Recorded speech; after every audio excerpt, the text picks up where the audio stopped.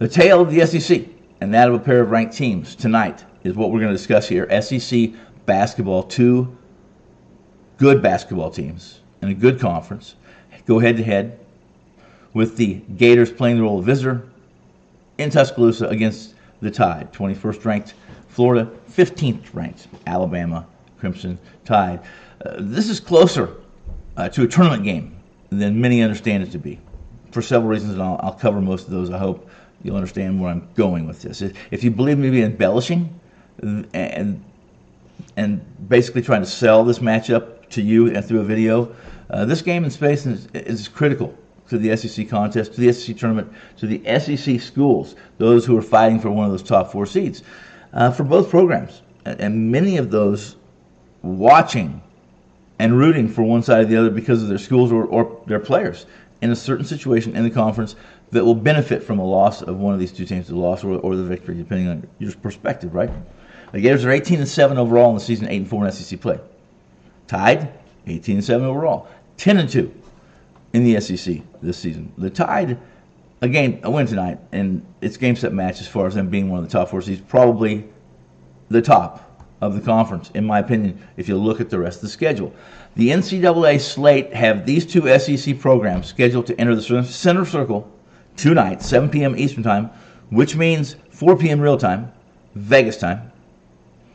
So the meat and potatoes of this matchup, so I do not run over the time allotment, because I like to, in this game especially. The Gators improved to 18-7 overall with that 88-82 win at Georgia on Saturday. The win, again, a third straight for the Gators. And it came on the heels of a dead man walking sleep fest by this Florida team in a game that they allowed the LSU Tigers to score 46 second half points. And they still managed to win the game 82-80. Secure the double. W, should I say, the dub. Walter Clayton Jr., 21 points, part of 5 Gators in double digits, which is a nightly event, a game night event for them. Thomas Hall had a career high 17 points. Pretty important for him to get involved and be having a night like that when they won over Georgia this past weekend.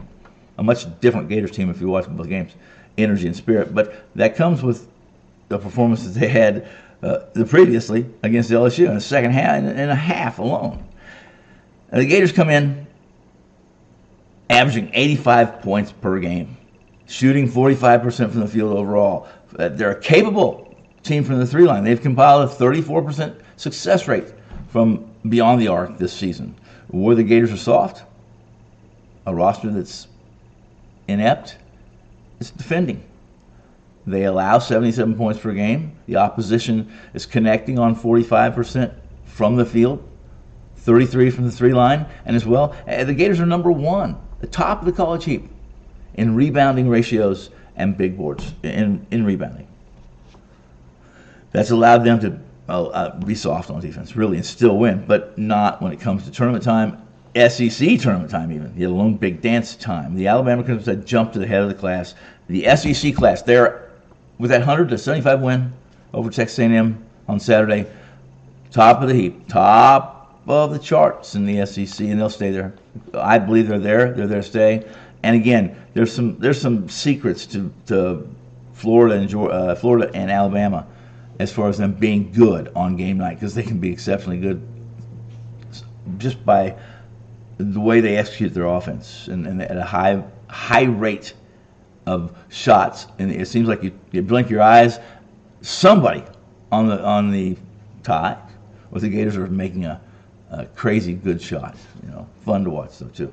All intents and purposes, the win by the Tide over A&M this weekend was a wire demolition. They knocked down 18 3-point. Before we go to the conclusions, Bama knocked down 18 3-point field goals and scored 100 points. It was their 8th time this season they've scored 100 points. Now, if that didn't ring queer to you and the sound in your ears, then maybe you're not a historian, maybe you don't follow as closely as I do, and maybe you're just used to teams being big, at least college teams, scoring 80 plus every night. It's just not routine, guys. It isn't. Mark Sears led the Tide with 23 points to go along with 4 assists, 4 rebounds, 3 steals, and it was the first time in 30 years that this many 100-point games were scored by one Division I team. 30 years, something. That says something, right? Yeah, we have more games, certainly, but it said something.